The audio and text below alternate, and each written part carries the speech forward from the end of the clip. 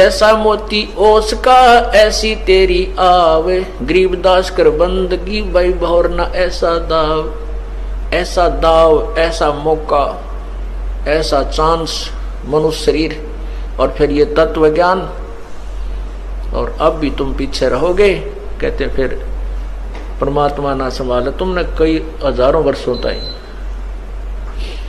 हजारों युगों तक नहीं संभालेगा, क्योंकि आप रिजेक्ट कर दिए जाओगे कि इतना कुछ होने के बावजूद भी, और फिर अपनी अज्ञानता और अपने ही ज्ञान के ऊपर आधारित होकर के अपने आप ही चले, संत की एक भी नहीं मानी।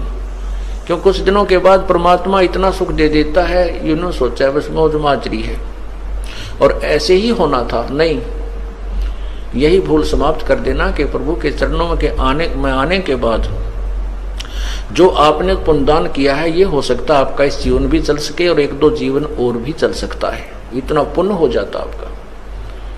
लेकिन जिस दिन से आप संत से विमुख हो जाते हैं उसी दिन आपका फुल स्टॉप हो जाता है। आप जो परमात्मा की मर्यादा को भंग कर देते हो, अपने मनमुखी शुरू हो जाते हो, उसी दिन से आपकी भक्ति पर फुल स्टॉप लग जाता है आगे की।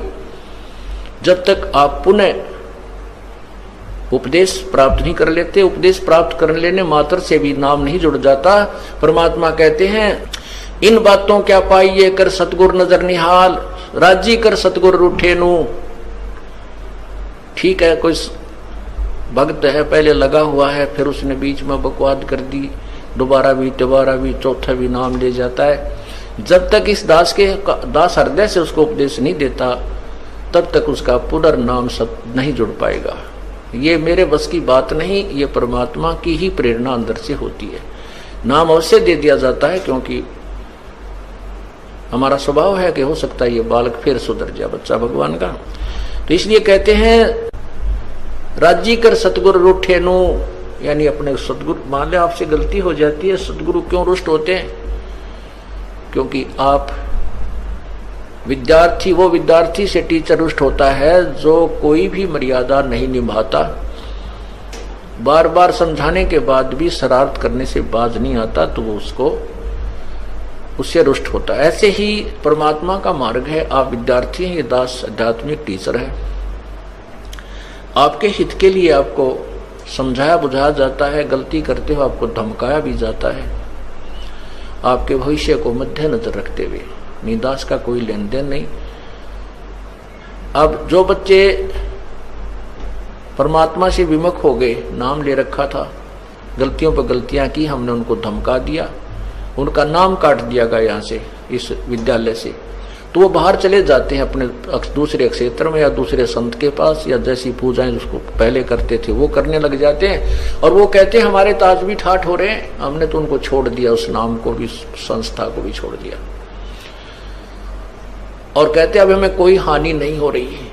पुण्यात्माओं, आप जब तक आपका नाम जुड़ा है, आप कोई गलती करते हो, परमात्मा आपको झटका देता है एक आधा हल्का सा, ताकि तुम सुधर जाओ, सावधान हो जाओ, आगे गलती ना करो। और जब यहाँ से विमुख हो जाते हो, आपका नाम कट जाता है, आप चाहे सत्संग में भी आते रहोगे, परमात्मा आपको स्वीकार नहीं करता है, तो फिर आपके ऊपर झटके नहीं आएंगे, आपको केवल वो काल पुण्य देगा जो आपका दे रखा है।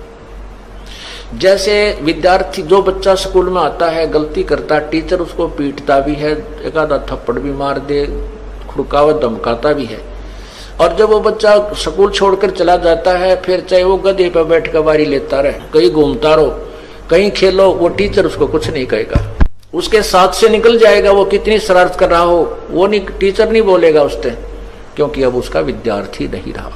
इसी प्रकार जो अनजान व्यक्ति यहाँ से चले गए, उनको पूर्व जन्म की जो यहाँ रहते हुए और इस जन्म में भी जो पुण्य किए, भक्ति की, वो काल उनको अवश्य देगा, और उसके कारण वो ठाठ करते नजर आएंगे, और हो सकता है इस जीवन में कोई हानि भी ना हो, क्योंकि उनको पीटेगा नहीं अध्यापक, क्योंकि वो अब विद्यार्थी नहीं रहे और अपना जीवन बर्बाद कर रहे हैं। फिर मजदूर लगेंगे जो विद्यार्थी विद्यालय छोड़कर चले जाते हैं टीचर के धमकाने खुरकाने से, तो वो सफल नहीं हुआ करते। तो इसी प्रकार हमने उस परमात्मा की भक्ति करनी है।